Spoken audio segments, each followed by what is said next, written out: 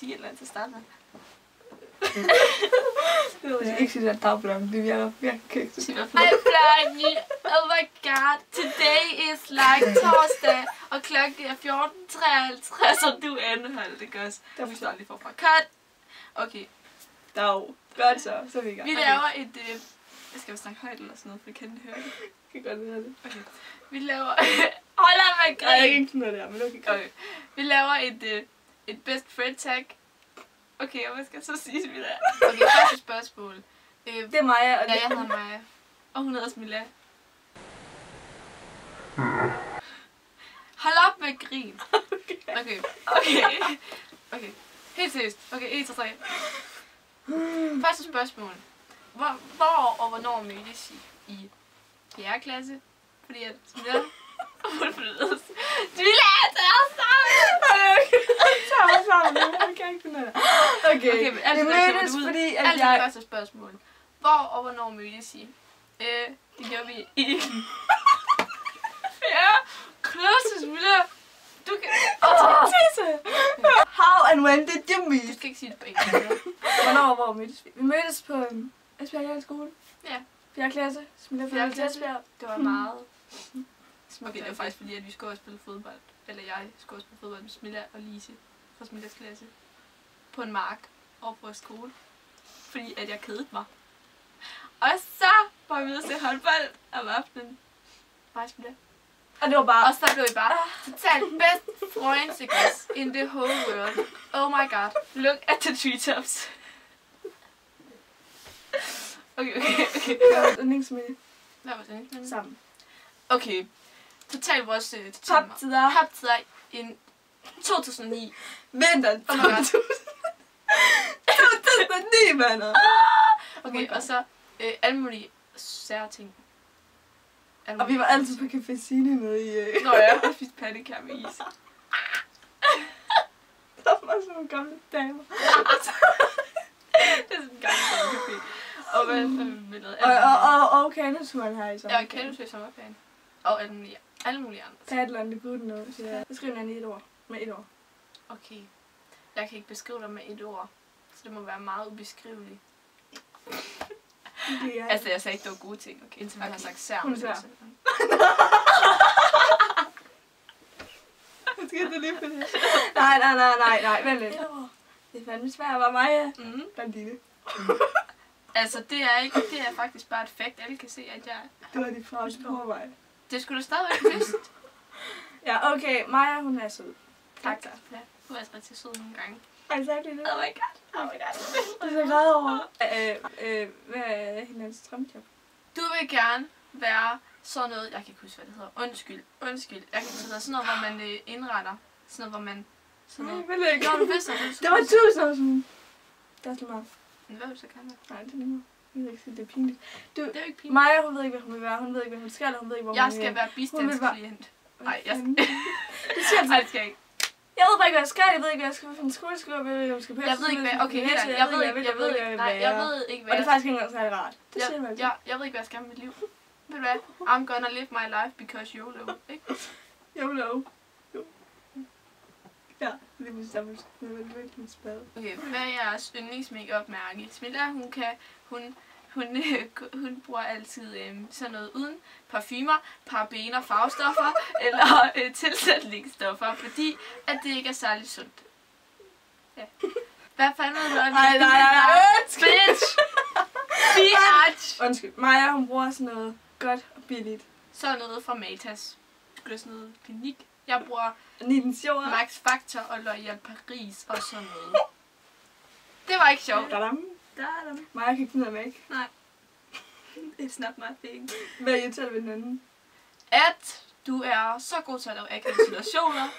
Og... Okay, jeg har en ting mere, og det kan jeg ikke huske, hvad var. Okay. Ja, hvad var det nu? Ja, det var det du. Du sagde det så sent som i går. Ja. Jeg sagde det faktisk til dig i går. Jeg synes, alt hvad jeg gør, det er akavet.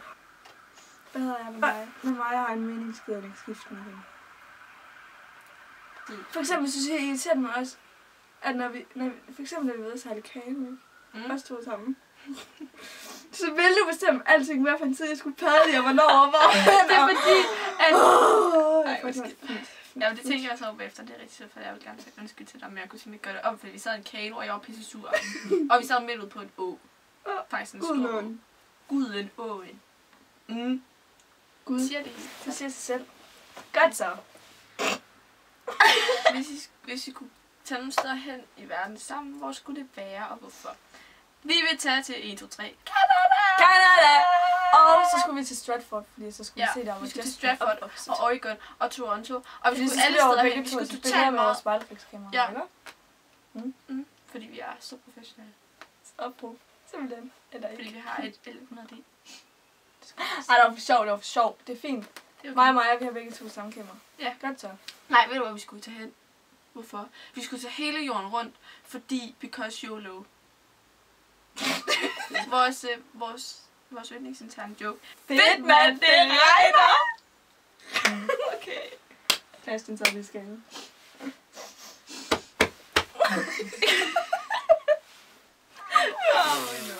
Okay, kom så. Hvorfor får du det? Hvem tager længst tid om at blive færdig om morgenen? Smilla tager længst tid at komme ud af sengen. Okay. Hun tager så længst tid om at... Nej, hun tager bare lang tid om at vågne. Jeg tager bare lang tid om at komme ud af min seng og gøre mig klar. Nej, du gør ikke. Nej. Det ved du ikke skid. Jo, fordi når vi så var sammen, for eksempel i hverdagen i går. Det er fordi, jeg er sammen med dig. Når du skal i skole, så tager du afsted 7:30 eller sådan noget. Nej, jeg er nødt til at sætte min 6:20, fordi jeg ligger i min seng til 7:12. Jeg står op 7:30. Ja. Jeg går ikke i skole 7:30. Det sagde jeg heller ikke. Jeg går i seng 10:10. Nej, jeg går i skole 10:10. Ja, det gør jeg også. Eller 5. Og jeg står 7:06, fordi jeg ligger i min seng i en time. Maja, stop, så du er altid mega hurtigt over, og så kan du være klar. Det er jeg fandme ikke. Så står jeg op, tager tøj på, så er jeg klar, men du skal vi vide, hvor jeg ligger mega lang tid i min seng? Helt sikkert. Yndlingsårstid. Vi kan bare lide hele året rundt, fordi at livet er simpelthen bare så fantastisk. Vores yndlingssang.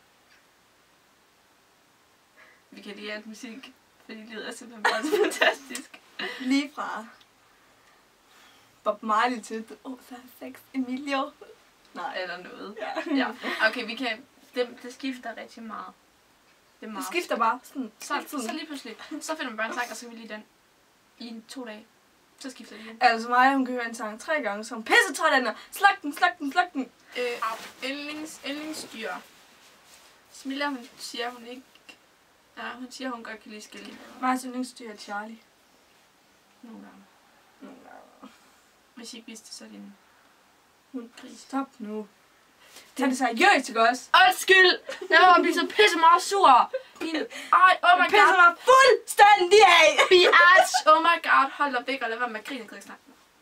Okay, gider. Jeg er ked af det. Ja, jeg vil gerne til. Yndlingsdyr. Eller, hvad er jeres yndlingsdyr? Skal vi tage det igen? Ja. Smillas yndlingsdyr, det er en skildpadde. Muffeline. Det er en skildpadde. Altså Muffeline er en skildpadde. Ja. Og du kan godt lide Charlie, og det er din nu. Hvis jeres hus brændte, og vores familie var i sikkerhed, hvad vil vi så tage med, og hvorfor? Smilla, hun vil ikke tage sin telefon med, fordi den mister hun alligevel hele tiden. Og hun vil... Jeg har ikke nogen telefon. Hun har alligevel ikke nogen lige for tiden, fordi hun hele tiden mister dem. Det har hun så ikke gjort mange gange. Og det er pisse meget irriterende. Ikke? Men jeg tror, at du vil... Hvad vil du tage med? Hele din familie var i sikkerhed. En computer. Ja. Nej, for du får en ny, hvis den brændte jo. Nå ja. Du vil tage... Min hund. Nej, ingen billeder. Nå, det er sådan. Dine billeder med. Nej. Vil du ikke tage billeder? Hvis det var mig, så skulle tage billeder med, fordi det skulle være sådan noget. Jo, jeg vil tage hvad hedder det, sådan, du ved, harddisk med der, hvor alle billederne er på. Altså på en kamera? Nej, min harddisk. På din computer? Nej, jeg har en harddisk. På din computer? Nej, i hånden. Har du en hvad? Ja, det er en harddisk. Det skulle da sådan, der sidder en computer. Ja, nå, på den måde. Ja, sorry. Ja, godt så. Okay, det vil hun tage med. Maja, hun ville tage, lad mig se, hendes Twilight-bøger. Dem jeg skulle da bare købe nogle nye af. Ja, men det er jo ikke sådan, man skal tænke lige nu, vel? Nej, okay. Hvis min hus brændt, var det nok ikke det første, jeg ville tage med, vel? Min Twilight-bøger, de brænder! Nej, jeg skulle heller ikke tage min ven. Jeg tror egentlig bare, jeg ville leve ud. Okay. Punktum, bum. Nej, okay, jeg vil tage... Altså. Jeg vil tage mine billeder. billeder. Jeg vil tage mine billeder med. Fordi at det er sådan noget, man ikke kan få igen. Så det vil nok sige min computer. Ja, okay. Så jeg vil tage min computer med. Ja. Okay, hun er med i gyser eller pigefilm. Hun kan ikke lide gyserfilm, fordi så bliver hun bange til at tisse oven i bukserne. Det er sjovt, at tisse i bukserne. Ej, okay. Blackberry og iPhone. Hvad fanden er Black? Det er et telefonmærke, Smilla. Nå, undskyld, det vil jeg sige. Hallo, det er som iPhone. Smilla, hun kan ikke finde noget at passe på sine telefoner. Hvis hun havde en telefon, så ville hun gerne have en iPhone. Jeg har haft en iPhone. Jeg skal have en iPhone. Den har hun mistet. Maja, hun har sådan en eller anden HTC, og så... Det jeg tror, du er lidt ligeglad med, hvilken mobil du har, bare du kan komme på Instagram. Ja, men jeg vil gerne have en iPhone. Men... Det må du også gerne. Godt så.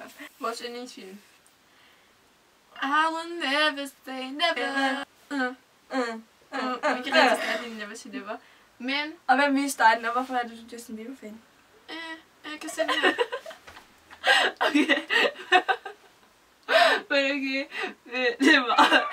Ja, jeg kan godt lide til film. Og jeg kan også godt lide The Hunger Games. Oh my god, The Hunger Games. Og Twilight. Og Never Say Never. Og alle mulige andre film. Jeg kan bare godt lide film. Noget underligt. Du spiser. Noget underligt, hun spiser. Hun spiser hele tiden ost. Nej! Ikke så meget. Okay, hun spiser ost. Det er ikke underligt, men... Altså, ost. Hun kan godt lide ost. Altså, jeg kan også godt lide ost. Men... Maja, hun spiser næsten ingenting, og så spiser hun altid. Når vi har spist aftensmad, så spiser hun æble bagefter. Jeg spiser sgu da noget. Du siger aldrig, jeg spiser... Okay, så spiser okay, jeg meget. Okay, bare hele tiden. Smilla spiser bare hele tiden. Det er der andre også, der siger. Men det gør jeg ikke. Jo. Nej. Jo. Okay, har vi noget til fælles? Ja. Yeah. Ja, det har vi godt nok. Meget. Vi er begge to sådan, vi er meget til fælles med vores familier. Ja. Ja, godt. Totalt meget problembørn. Problembørn. Og så køber vi os de samme ting, uden at vide det faktisk tit. Ja. Og så kan vi godt lide de samme musik. Hun siger ikke, hun køber bare de samme ting som mig. Hvad var det lige at købe den samme taske som mig, var? Ja, den er ikke engang samme farve. Det er den sgu ikke da. Helt. Nej. Meget tæt på, du kan ikke forestille. Hvad er det yndlings-tv-show? Mit tv er aldrig tv. Det er aldrig tv. Du kan se det på nettet. Jeg synes sgu aldrig tv, så er det på nettet. Kan man det? Velkommen til 2012, Smilla. Jamen, så skal man give penge for det skal man sgu da ikke. Nej, hallo, det er bare sådan noget, man kan gå ind på en eller anden hjemmeside, okay, og så kan man gå ind og se det. Det er ikke, okay. Det er ikke hun ser Stopmodel med hendes mor, hun ser... Jeg ser The Vampire Diaries og Pretty Little Liars. Men det ser jeg på nettet, fordi jeg ellers kan jeg ikke følge med i det, fordi det er totalt meget sært her i Danmark. Fordi jeg bor i Danmark, fordi vi bor i Narnia for helvede. Nej, det er sådan et sted, der er ikke nogen, der ved, hvor jeg er. Sådan et sted i ingenting. Vi bor i sådan meget ingenting. Vi bor i Esbjerg i Danmark, godt så meget. Nu har vi set det. I Europa, mig er mega dårlig til geografi. Det er sgu da ikke. Hvad ved du om det? Det er ikke mig, der sidder hver aften med et atlas med min mor og gennemgår landen. Det er sgu da noget til. Ja. Hallo, jeg ved ikke engang, hvor fanden Danmark ligger, vel?